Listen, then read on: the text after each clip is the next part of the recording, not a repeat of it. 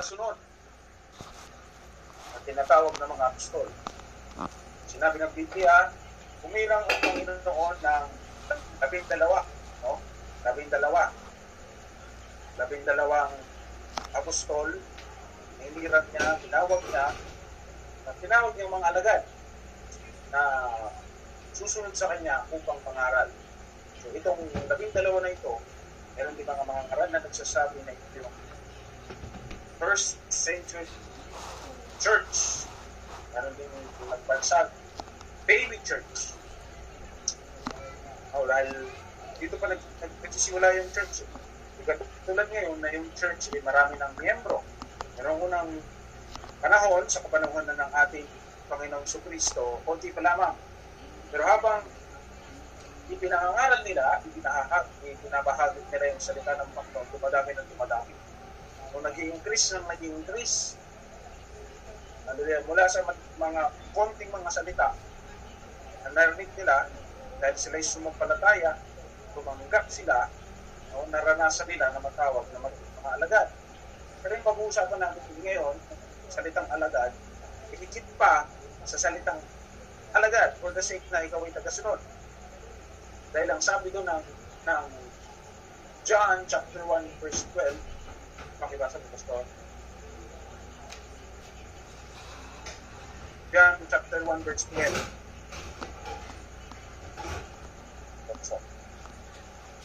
Datapwat ang lahat na sa kanya'y nagtanggap ay pinagkalooban niya sila na karapatang maging mga anak ng Diyos. Sa makatuwid bagay, ang mga nagsasampalataya sa kanyang pangalan. Napakaganda ng salitang sinabi dyan ng writer ng John. Sabi dyan, lahat ng tumanggap sa Panginoon, unang-una tumanggap sa pangalan, o tumanggap sa salita, sa aral, lalo higit tinanggap ng Panginoon sa pamamagitan ng bautismo. Ganun na, ito yung Great Commission na iniutos niya sa kanyang sa mga makikinig at makatatanggap ng aral. So, sa mga alagad, inutos ng Panginoon, Great Commission. Sabi niya, umayon kayo, at gawin ninyong mga alagad. Ang word ay alagad. Disciple. So, it's a test. Sabi doon, ituro ninyo sa kanila, no? Sabi doon, bautismuhan sa pangalan ng Ama at ng Anak at ng Espiritu Santo. No, na ituturo lahat ng mga bagay na pangaral ni Jesus Christ na ganapin. At ang sabi doon, kapag naganap natin yung utos, sabi ng Panginoon, siya isa sa atin palagi magpakailanman. So, yung salitang alagad, sa madaling sabi, nangangahulugang sila yung mga nagsitanggap sa Panginoon sa pamamagitan ng bautismo. So, lahat sa atin, bago ka matawag na alagad, bago ka matawag na tagasunod, na kailangan tanggapin mo muna yung tumawag sa iyo. Ang sabi doon, tanggapin yung Panginoon sa pamamagitan ng bautismo. Alam ko, halos lahat sa atin, tinanggap ang Panginoon sa pamamagitan ng bautismo. Tayo sumampalataya. At iniutos yun. Sabi doon, binautismohan sa pangalan ng Ama at ng Anak at ng Espiritu. Pero upang hindi tayo magkaroon ng confusion, elaborate muna natin ito. Base doon sa interpretasyon ng Biblia, na Biblia rin niya mag-interpret, hindi sa pamamagitan ng ating unawa. Dahil itong binabanggit dito, may mga ngaral kasi, may mga aral na nagsasabi na ang mga talatang ito ay mali. Dahil pinautismuhan ka sa pangalan ng Ama, ng Anak at ng Espiritu Santo. Hindi natin kinoconsider na mali dahil nakasulat. So, masulat dito. Pero mamamali tayo kung hindi natin uunawain mabuti. Dahil bilang mga alagad, kinakailangan natin maunawaan. Kasi ang sabi ng Panginoon, magpapakilala yung Panginoon. No? ipakikilala niya yung kanyang sarili. Balikan natin ito, Pastor, sa 1 verse 14. Diyan. Sa diyan. 1:14. At nagkatawang tao ang berbo Katawan tao ang verbo, yung salita ng Diyos. at tumaan sa gitna natin Aha. at nakita namin ang kanyang kalwalhatian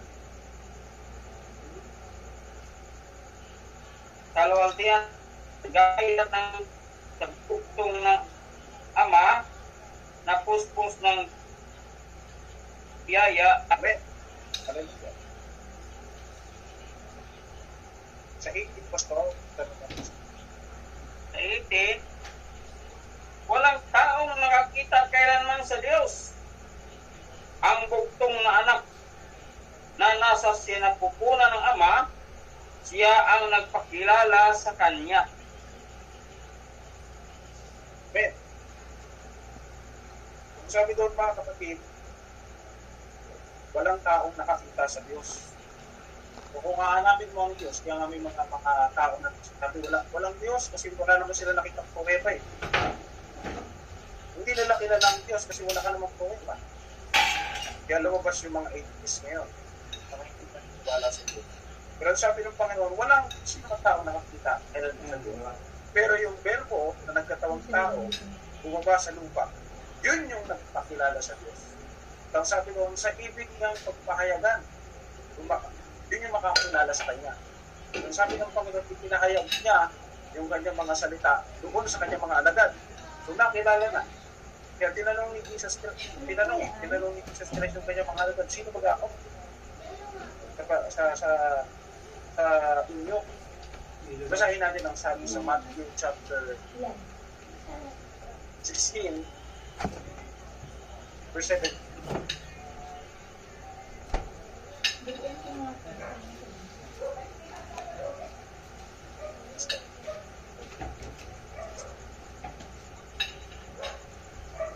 Sa 16 ng Matthew, verse 15.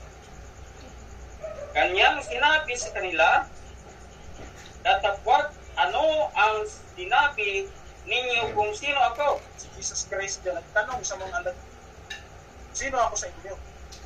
Kasi maraming mga nagsasabi, may bumabansag sa kanya kasi Elias. Yung propeta na tinawag, kaya hindi na kilala. Pero hindi nila alam, kapag nakinig sila doon sa sinugo, yung verbo, yung salita, nagkatawang tao, makikilala nila kung sino ang Diyos. Kaya tanongin natin yung mga alagad para malaman natin, makilala natin ang Diyos. Dahil ito yung kahulugan ng pagiging alagad. Nakilala mo ang iyong master na sinusunod.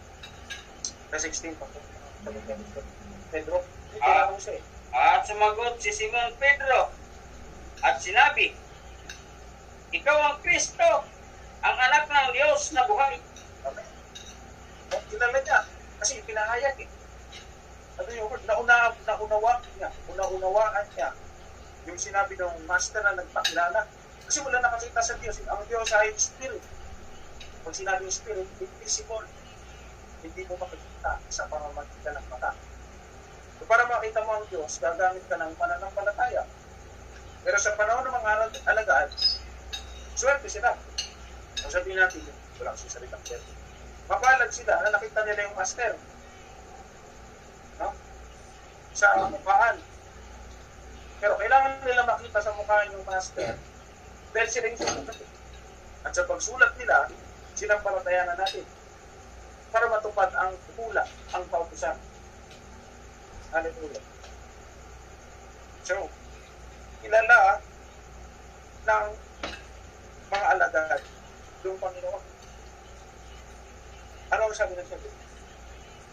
At sumagot si Jesus at sa kanya sinabi, mapalad ka, Simon Barjonas, sapagkat hindi pinahayag sa iyo ito ng laman at ng dugo, kundi ng aking Ama na nasa langit. Pansinin natin. nabuti. Sabi ni Jesus Christ ng ating pagpapalagay kay Pedro, maganda kasi ang pagkakasagot niya. Sabi ng Panginoon sa kanya, tinanong siya ng Panginoon, Pedro, sino ako? Lumagot si Pedro, confident, ikaw ang anak ng Diyos na buhay, ikaw ang Kristo. Ngayon, ang unang line na pinagit ng Panginoon doon, sabi niya, mapalad ka, o pinagpala ka. Sa English, ang sabi niyan, blessed are thou, blessed are you. Bakit hindi pinahayag ito ng laman at loob ng bibig sa iyo, kundi ng Ama na nasa langit? Check me in. Nandun na siya sa point na nakilala niya yung tunay na Diyos sa pamamagitan ng pagpapahayag ng Ama. Kaya tatawag si Apostol Pablo o sabihin natin si Apostol Pedro na alagad. So, ikapit natin yun. Ang pagiging isang alagad, ang pagiging isang disciple ay pagiging mapalad. Blessed ka. Hindi, ang pinag-uusapan natin dito yung basta religion. Diba, sa religion, ay hinahanap ka na meron kang pinaanuban. Pero ito, ang usapan natin dito, pagiging mapalad. Ito yung tunay na relasyon sa Diyos. Yung ikaw ay yung maging alagad. Kasi mapapasadahan natin to, bakit natin siya binibigyan-bigyan at bakit natin siya pinaliliwanag ng mabuti. Ang sabi mga kapatid sa kung titingnan natin salita disciple, kasi meron pong mga salita dito. Isa sa mga paksa ng theology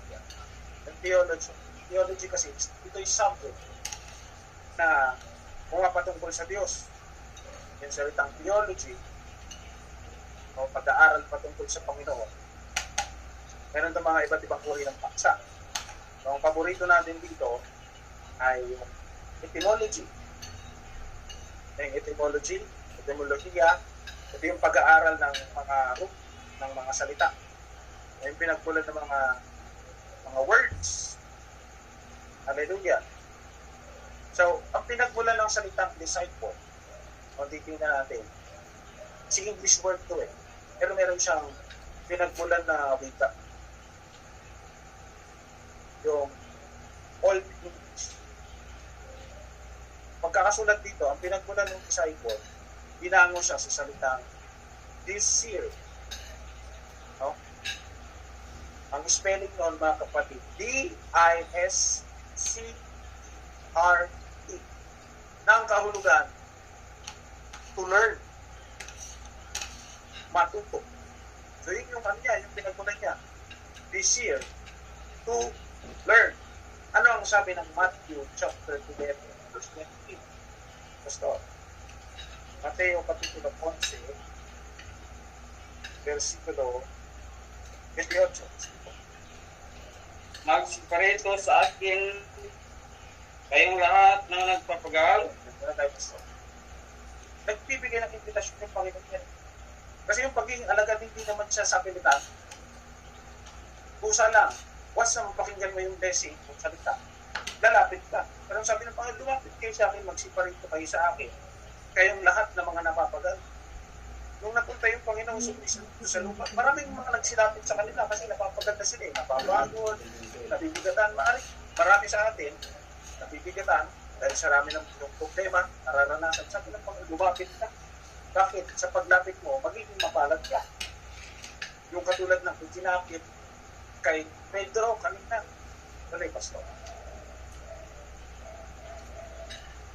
At nabibigitan ng luha. O, may problema ka dala-dala. Sa Bisaya pa, nagpasan o. Hila ka ba?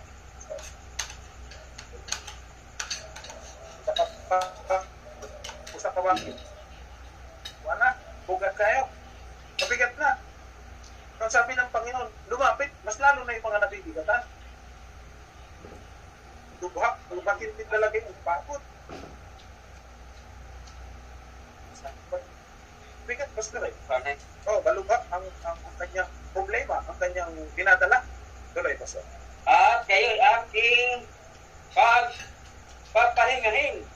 O, ang ganda. Sabi, lumapit kayo sa akin at kayo aking pagpapahingahin. Yun ang kahulugan ng pagiging alagad.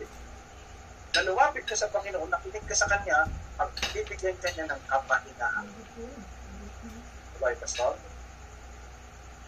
Pasanin ninyo ang aking pamatok Amen. at mag-aral kayo sa akin sapagkat ako'y maamo at Doon tayo, Pastor. May pinanggit eh. Sabi doon, 11, diba? 11:20. Sabi doon, pasanin ninyo ang aking pamatok at sumunod at ayun, mag-aral kayo ng aking. Katulad ng pinabanggit kanina, yung pinagmula ng salitang disciple, magmula sa salitang desire, D-I-S-R-E, nang ibig sabihin na to learn. No? Pinanggit yan, mag-aral kayo sa akin. Yan ang hulugan ng pag-aral. Kaya nga, kung titignan natin yung disenyo ng ating pag-aaral yan, study, meron pa nga tayong online, meron tayong face-to-face Bible study, may preaching, meron Sunday school. Na nakadesenyo sabi ng Panginoon para tayo mag-aral.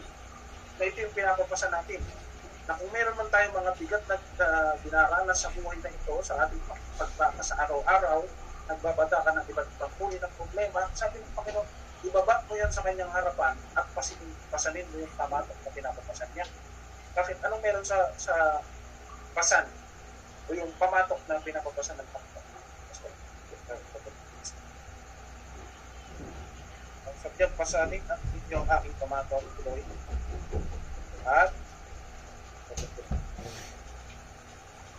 aral kayo sa akin at sapagkat ako'y maamo at mapagkumbabang puso at masusumpungan ninyo ang kapahingahan ng inyong mga kaluluwa. Sapagkat malambot ang aking pamatok at magaan ang aking pasan. correct. At yung mga, yung iyong pasan-pasan niyo, nagkakita ng kayaan sa salita pa. Na-overwhelm ka, para ka nalulunod dahil sa pasan-pasan mo, nagluk-luk pa. Sobrang bigat. Sabi ng Panginoon, iwan mo yan, bitawan mo sa harapan ko, at pasanin mo yung ipapapasan ko sa iyo. Kasi ipapapasan ko sa iyo, mas magaan. At sa pagpasan mo nito, although nagpapasan ka, magkakaroon ka ng kapatid. Malambot yung pinapapasan ng Panginoon. Ito yun, pag-aaral. Kaya nga sa pag-aaral, di ba parang lumuluwag yung pakiramdam kapag nakikinig ka. Yung dala-dala, yung kabigatan ng iyong puso, gumagaan. Bakit? Sinisimulan mong ibaba yung pasan mo at hinahayaan mo na dumalog sa iyo yung gustong ipapasan ng Panginoon. Walang iba yung kanya salita. Palakpakan natin ang Diyos, mga kapatid. Hallelujah. So, yun ang kahulugan ng salitang disciple. Yung mga taong mapalad na tumanggap kay Kristo at nag-aaral. No? Meron pang pinanggit dito. Sabi pa dito, another word na pinagmulat. Dalaw kasi ito. Sa panahon, ang lingwahe kasi mga kapatid. Ito sabi pa nga na may Brother Richard, na nampanganga siya, Pastor.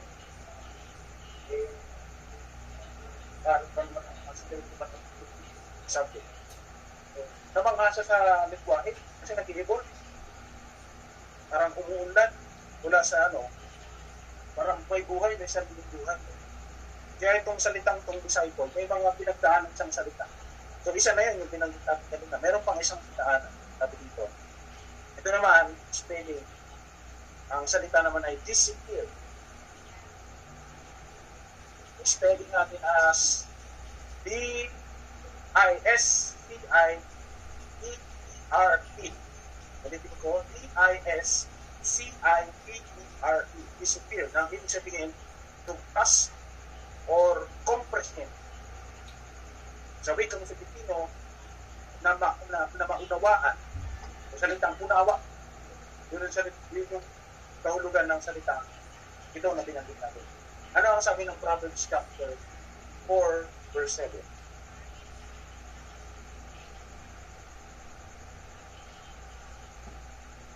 Juan, Kapitulo 4, versikulo 7.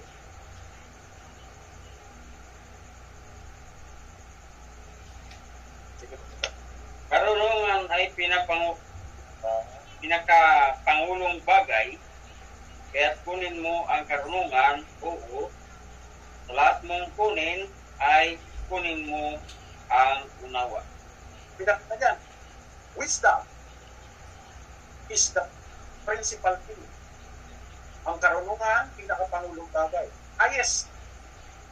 Ang wisdom natin sa wikang Greek.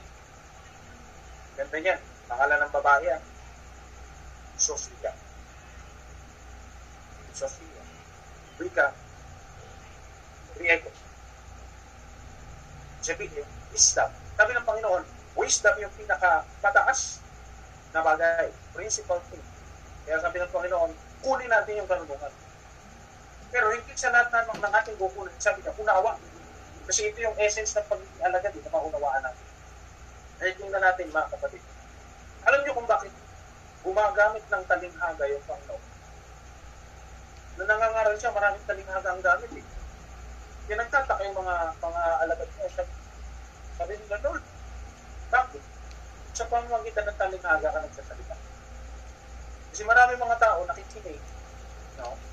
Kahit sa panahon ng Panginoon, nung nangangaral siya, nakikinig lang sila. Pero dahil yung kanilang puso walang desire na maunawaan, sayang yung kanilang napapakinggan. Kaya lumapit na sa kanila yung mensahe, pero dahil di ba yung motibo nila, hindi na naunawaan kung ano yung sabihin ng Panginoon. Pero after noon, mga kapatid, pinapaliwanag ng Panginoon matindi yung mga talinghaga. Example, may binanggit siya dito sa Matthew chapter 13, isang talinghaga na binanggit ng Panginoon. Matthew chapter 13, verse 3. Verse 13, verse para malaman natin kung bakit gumagamit ng talinghaga.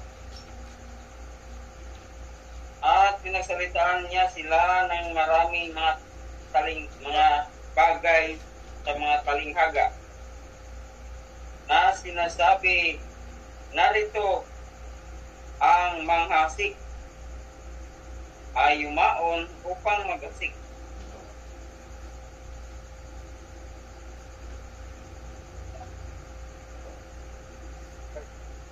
At ang pag-asik niya ay nangahulog ang ilang bigni sa tabi ng daan. At dumating ang mga ibon at kinain nila. At ang mga iba ay nangahulog sa mga batuhan na do'y walang sapat na lupa. At pagkakay tumibol sapagkat hindi malalim ang lupa. At pagsikat ng araw ay nangainitan at dahil sa walang ugat ay nangatuyo. At ang mga iba ay nangahulog sa mga duwagan at nagsilaki ang mga duwag, ang mga dawak at ininis ang mga yaon. At ang mga iba ay nangahulog sa mabuting lupa at nangagbunga ang ilay tig-100 at ang ilay tig-60 at ang ilay tig-30. At ang may mga pakinig ay makinig. Kailangan niya pag-ibig siya ng talinghaga. Marami nang pag-ibig sa kanya, namamangha. Bakit ganito kung sa tayong tao ito malalim? Pero ang muling pinansin ng Panginoon, ang may pakinig ay makinig. Sinasabi ng Panginoon, nakikinig sila pero hindi nila naunawaan. Hindi talaga sila lumapit sa Panginoon para maunawaan at pagkalagan. Kung iba,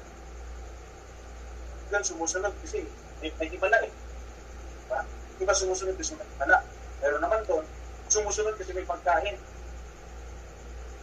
So, may mga gano'n, may mga uri ng mga manataya ko na kumaatin, pag-anniversary lang, inactive.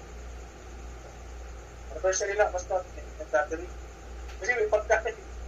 Parang may hinag tayong church na lechon, doon naman na ano.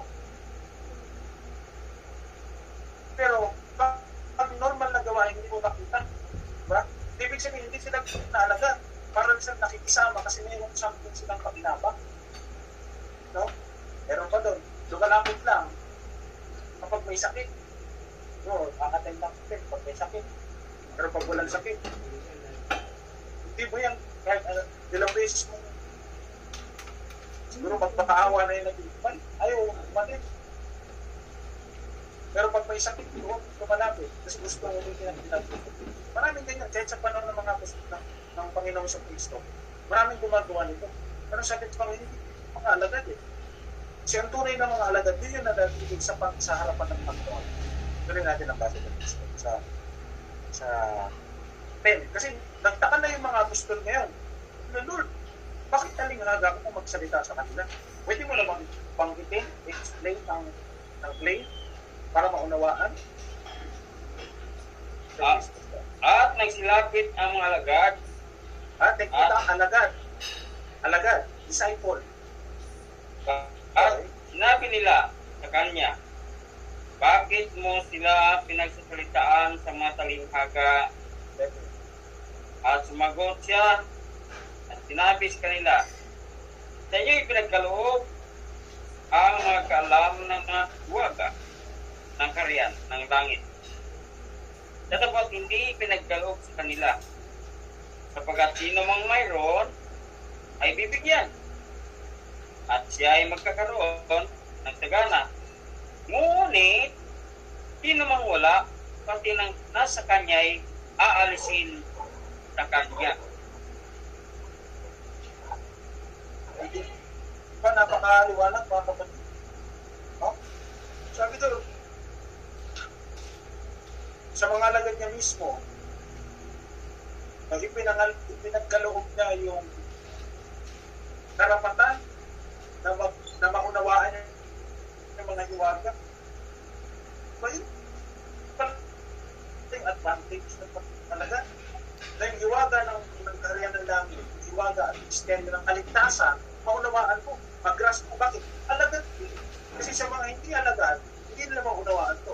Kaya ang sabi doon ng Roma, mga kapatid, sabi ng Panginoon, sa mga nangapapahamak ang ebanghelyo o yung preaching ng cross ay kamangmangan. Kasi walang kabuluhan, foolishness sa mga napapahamak.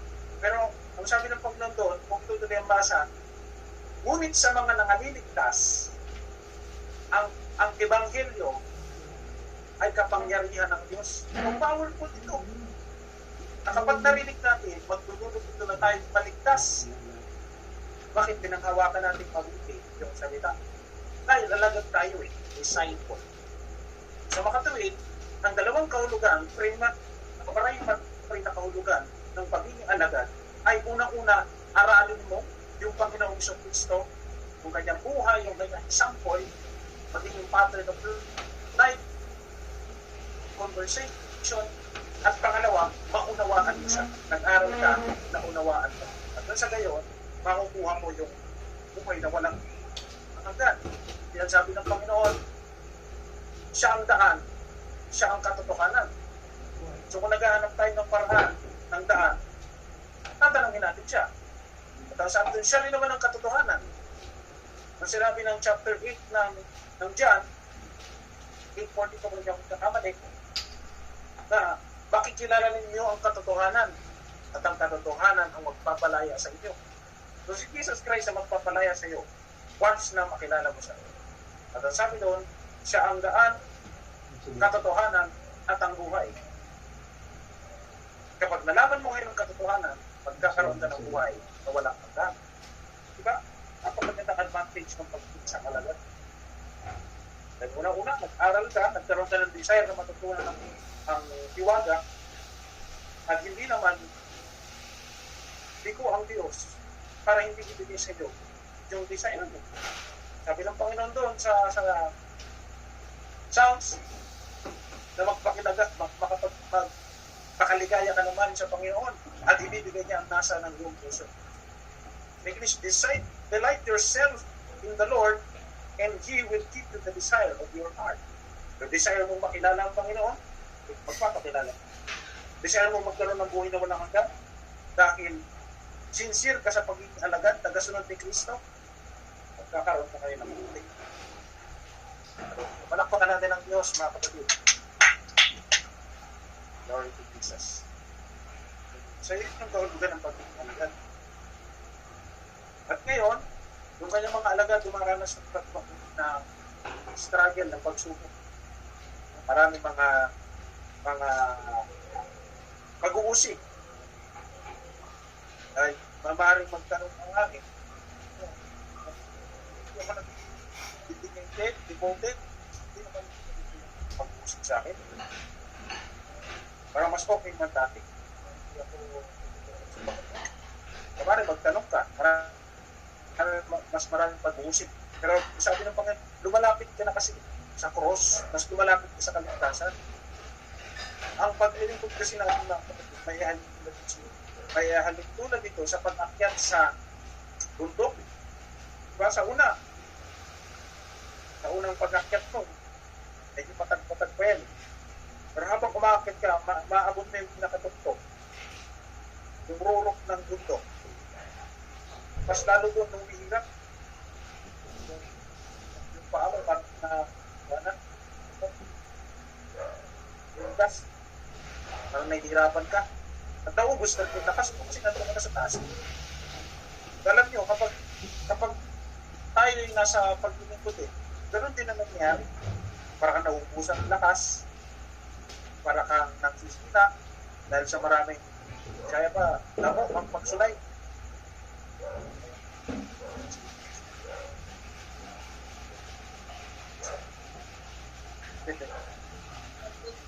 Pagsubok. Pagsubok, pagsulay. Mga problema na dumaraan sa buhay mo dahil sa dulot ng pag-struggle. Amen? Nung sabi ng Panginoon, mga kapatid, dadaan ka talaga doon sa struggle, dadaan ka doon sa pagsubok. Dahil yung pananampalataya natin, yung sa pinto, mapasahin natin, ano ang sabi niya? Kung may tatanungin tayo, Pedro Baston, na pangangaral, siya gusto Pedro. Kasi hindi mo dumaan sa struggle Sila yung nakakita, idilista nila ngayon. May sulat siya, Pastor Pedro. Sa una pa. Ito natin sa 7. Ay, hindi. Sa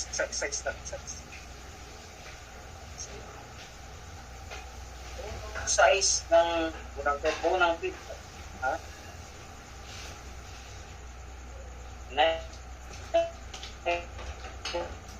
Ito ang inyong totoong ikagagalak. Oo, nagkagalak. Bagamat ngayon sa sandaling panahon, kung kailangan ay pinarumpay kayo sa tuwing pagsubok upang ang pagsubok sa inyong pananampalataya na halaga ito na nasisira, bagamat ito'y sinusubok sa pamamagitan ng apoy, ay masusupungan sa ikapupuri at ikaluluhati at ikararangal sa pagpapahayag ni na hindi nakita ay inyong sinigli na ngayon may inyong sinampalatayanan na kayo'y nangagpapot may galak di masayot ang kalan na inyong tanggap ang layunin ng inyong pananampalataya ang pagkaligtas ng inyong mga kaluluwa.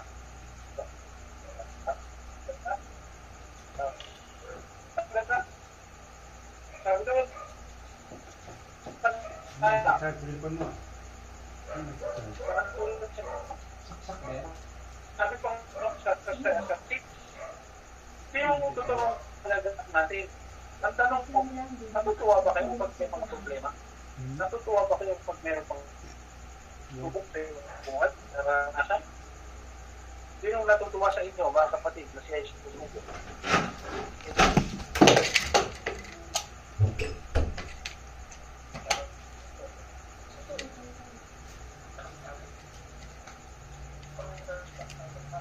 Siyempre, hindi ah.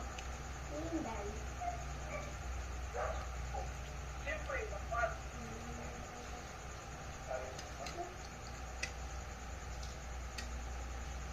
Siyempre, ako.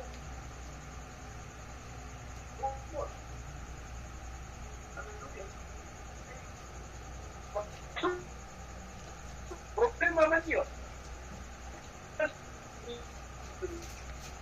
Siya ko, sabi niya,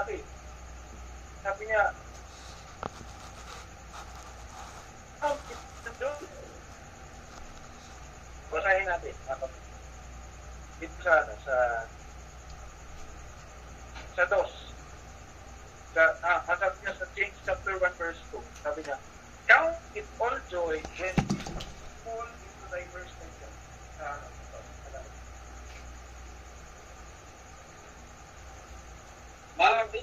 Oh. Mga kapatid ko, ariin ninyong buong kagalakan kung kayo'y mga hulog sa sari-saring tukso. Sabi ko, ariin yung kagalakan, sa isip parang kung ano natin salitang count. Di ba, bibilang mo yun? Sabi pa ni Apostol Paul, ibilang mo yun, nakagalakan kapag kayo, di ba, ang nasa iba't ibang uri ng tukso. Sabi pa nga ni Apostol Pablo doon, ano yung ni Apostol Pedro, kung kita nila ang datan sa ulit, ano ba? Kasi may ibang pagsuko, dagdagan ka pa ng isa, dadagdagan ka pa ng isa. Kaya maring ko, may mga magtatayo ng mga mananampalataya, maring sabi ko, grabe naman Lord. Ang naman ko. No? Pero sabihin ko, gustong ipakita ng umasa sa kanya. Ikaw, di ba, may problema, papatungan ka ng isang problema, dadagdagan problema, dadagdagan pa rin yun. Kaya,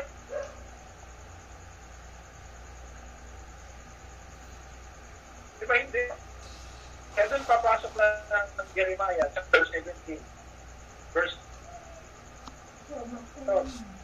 Ano sabi na 17 verse 5 ng Jeremiah?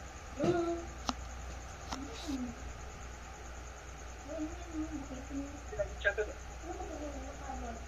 17 to 5. Ganito ang sabi ng Panginoon, bayan ng tao na tumitiwala sa tao at ginagawang laman ang kanyang pisik at ang puso ay muliwalay sa Panginoon. Kaya tayo sabi niya, pasok pa yung painita ka ng mata. At doon, naging ang kanyang bisik. Sabi niya, ginagawang laman yung silibang tali niya na umaasa sa kanyang hilig. Bukod sa umaasa sa kapwa niya, sa mga tao, kapag nagkaroon siya ng problema, ang unang tatakbuhan, kapwa niya. Kaya tingin natin, sinabi doon kahit mas sinagpahon na yung salitang pinagkita. Kung ipagkukumpara yung mayaman sa mahirap, mas mayaman sa pananampalataya may hirap. Bakit? Pag nagkasakit, mahirap. Ano sasabihin? Ha? Ako mo sa puto. Huwag ka kayo. Huwag mayaman. Pag hirap,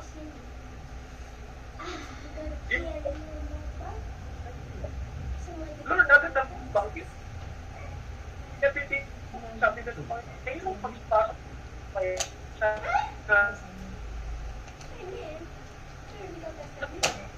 madaling pa nga yung kasarayo. Ang mga taong gano'n, umaasa sa sarili lang yan. Umaasa sila sa sarili lang. Pero ng Panginoon, pasok-pasok pa yung nakasalong. Kaya kahit na di ka kira, pero ulanin ka na sunod-sunod pagsubok. Kaya, kasi ayaw nga ng Diyos na tumiwala natin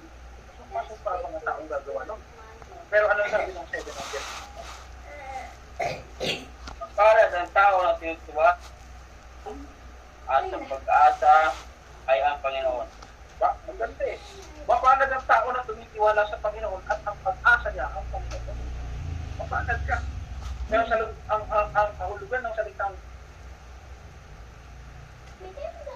alam, yung disciple, at ang kahulugan ng disciple, binanggit ko, mapalad ka tao. Blessed, full. Bakit? Ito yung mga tao na nagtitiwala sa Diyos ng puso at tumaasa lang. Nakusagan ng sarili na natin, hindi natin kaya. Pero andyan ang Diyos. Sa kanyang kapangyarihan at kaluwanan ka, dahil meron tayong pananampalataya, doon siya kami. Kaya pagamat ang Kristiyano, inuulan ng iba't po, dinadagalan ng dinadagalan, hindi siya natatakot. Bakit? Meron siyang tulungan eh. Ginagawa kasi niya, pinapasa niya yung iba't ibang uri ng pagsubok, iba't ibang uri ng tukso na dumarating sa buhay niya, pero lumalapot siya sa Diyos, lumuluhod siya, binababa niya itong lahat. Amen? Kaya kung ikaw ay dumaranas ng pagsubok at ng problema, dapat lang natin gawin, hindi lang mga alagad, lumapit sa paanan ng Panginoon, isama mo sa panalangin, lumugod ka. Amen? At ibaba mo lahat ng pinagdaraanan mo yung bigat sa puso mo at matatagpuan mo, sabi ng Panginoon, kapahingaan ng kaluluwa. Ayan ang kahulugan ng pag-alagad. Ay, naunawaan natin. At tayo naging mabalad. Glory to Jesus. Praise the Lord.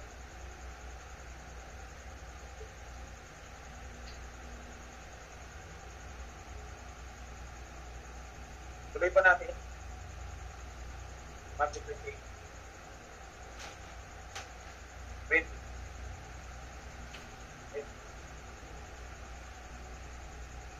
Matthew chapter 28 verse 20. Ocho.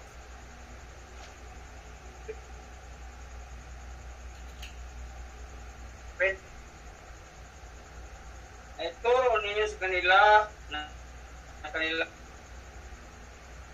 ang ganapin ng mga bagay na gusto sa inyo. At narito ako'y sumasa inyong palagi hanggang sa katapusan ng sanglibutan. Ito, mga salita ito. Sabi niya, sa mga alagad na pinautismuhan ito, sa mga alagad na tumanggap ng pangalan ko, sabi ng Panginoon. Pagkapi naman nila yung mga itinuro ko kayo. Sabi nyo, lahat ng acts ng apostol, kaya nga tinawag tayong apostol. Kaya mga apostol, blessed yan. Bakit? Sila yung pinagkalooban ng aral ng Panginoon sa Kristo. At ang sabi ng Panginoon, hanggang taglay-taglay natin yung aral, lalong hindi ginaganap, sinustro, ang Panginoon sabi niya, at narito, ako'y sumasa inyong palagi hanggang sa katapusan ng sarili. Parang sa kanyang pagpabalik, kung tayo iwan, kaya matutupad yung sinabi kay Joshua na hindi ko kayo pababayaan, hindi ko kayo iiwan, yung pababayaan pa. Kaya nga, sabi niya po si Joshua, sa kanya, siya yung common eh. Kapag binanggit natin yung salita, yung pangalang Joshua, ang maunawa talaga agad. Ang unang papasok sa isip natin yung huwag mahiwalay ang kautusan, ang aklat ng kautusan nito sa ating bibig. Kundi pagbulay-bulayan natin araw at gabi upang matupad natin ang mga nakasulat doon. At ang last doon, ang sabi, at pagtatamo kayo ng mabuting kawakasan, you shall obtain good success.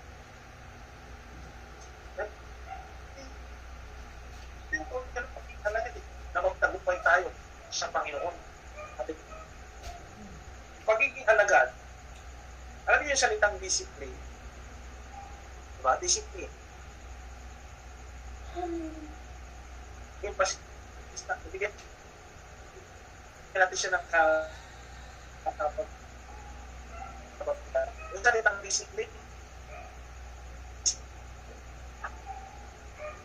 kapilit lang siya. Hindi niya po ba alam kung salitang discipline na kinuha disciple? Hindi nyo, yung spelling ng discipline, D-I-S-C-I-P-L-I-N-E. I-T-L. I-N-T.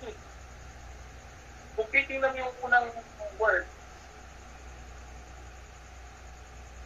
disciple yun. Dinagdagan ng I-N-T. Diba? So, ang pagiging alagad, ang pagiging disciple, lagi nakakamit ng disiplina. Disiplina yung kanyang sarili. Hallelujah. So bilang mga ng Diyos, bibigis tayo sa mga pag-ibig.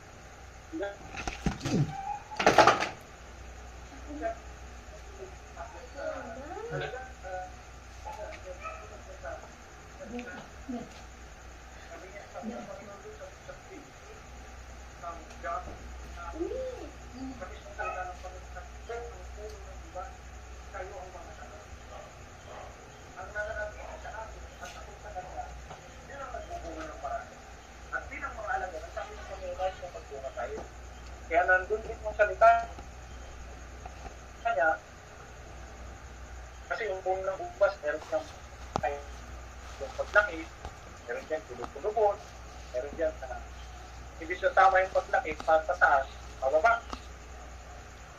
May mga direksyon yan para maganda yung buka. Kaya minsan, pag may mga bagay sa atin, nabutulok ng isa nga, pinuputol ng Panginoon, nililinis. Parang sabi niya doon, lalong magbuka. Hallelujah. Kaya sa church, meron ding discipline. Merong protocol. Natatanungin mo, minsan, mga tatanong minsan, parang higpit naman ni Pastor. Parang higpit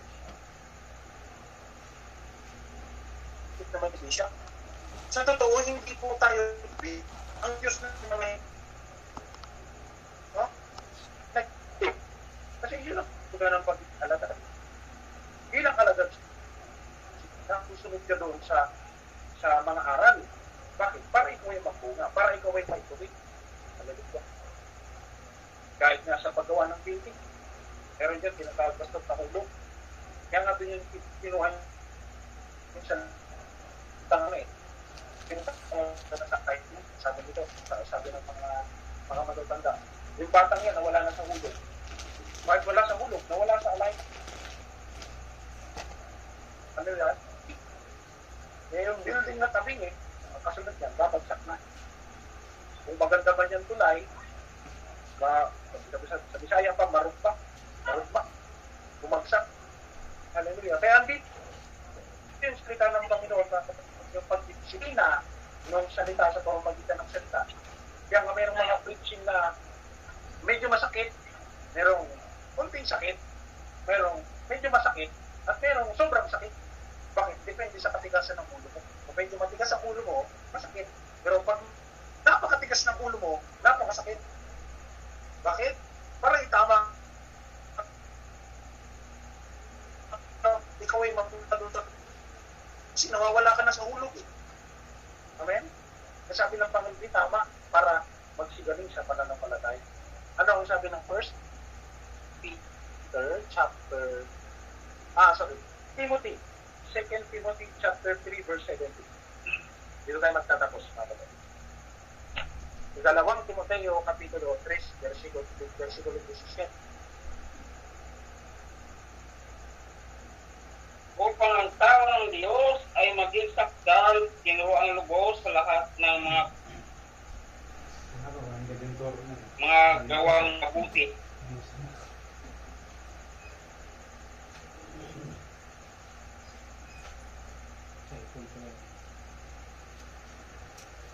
Second chapter 3 verse 17, di ba? Pero sa 16 At ang lahat ng mga sultan na kinasihan ng Diyos at pinabangan din naman sa pagturo,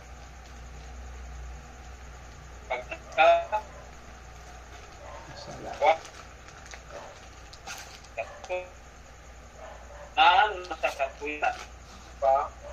upang ang tao ng Diyos ay maging sakdal, tinuro ang lubos sa lahat ng mga gawang mabuti. yung salita ng Diyos na pinakyan niya. Hindi niya mapapakinabagan sa pagtutuko, sa pagsansala, sa pagsawat. Ay, saan? Upang parang Diyos maging saktal. Dahil ito yung gusto ng para sa atin. Na tayo maging saktal.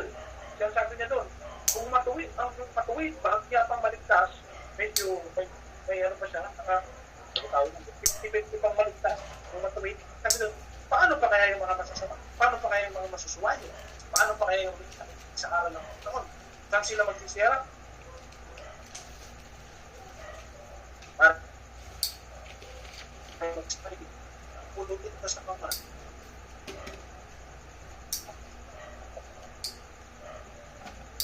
pwede mong gawin sinigang. Okay? Tangkuban. Yun ang kasabihin ng tao, pero hindi ka pupulutin. Kuban, pagpasuhan. Ganoon. Kung ako sa kukungan, tapos hindi ka pwede mong break na. Hallelujah. Sabi ko, pupulutin. Pupulutin. Dagang na ako eh. Na may masok eh. Although, sa akin, ikalaw niya, pero may dalawang klase ng everlasting. Meron everlasting life kasama yung Panginoon.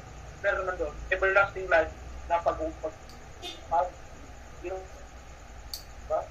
Pero sabi doon, yung mga itatapon doon, bagamat naisip nilang mamatay, pag-suicide sila, hindi na. Dahil umalis na yung kamatayan. Wala nang kamatayan doon. Ginaki ng Panginoon. Para malaman ng tao na ito yung mga paghihirap ng ginawa ko. Ito yung mga kasalanan ginawa ko. Na nakarinig ka ng hindi pa rin ayos ang pagtulingkod. Manigas pa rin ang ulo mo. Masuwain ka pa rin. Hallelujah. Sumut. Nararapan. Sa ito. Puro pinila. Kaya pinapapili tayo ng Panginoon. Ayusin natin kung pag-alagad natin sa Kanya. Magiging devoted tayo, seryoso, hallelujah, at disiplinado sa pag-alagad. Dahil ang ibig sabihin ng alagad, ito yung mga nagpapadisiplina. Yung mga hindi natatakot sa disiplina na kapag dinisiplina sila, nakikinig, nagpapamolde, hindi sila nagmamatigas. Hallelujah. Para tawag na mapalad. Ito yung nagustuhan ng Panginoon sa atin na tayo maging mga mabubuting alagad ni Kristo.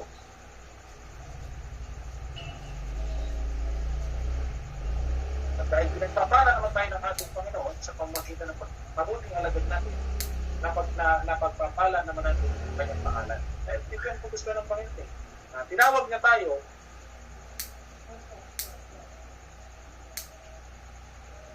ang lukrati. Kaya, dali ko yung kahulugan nun eh. Magiging alagad na unang-una, magkaroon ka ng desire na makilala mo ang Panginoon lubusan at maunawaan mo yung kanyang aral. Hallelujah. Dahil sa gayon, malalaman mo kung paano ganapin ang kalooban ng Panginoon. Sabi niya doon, at narito, ako'y sumasagot palagi sa katapusan ng isa.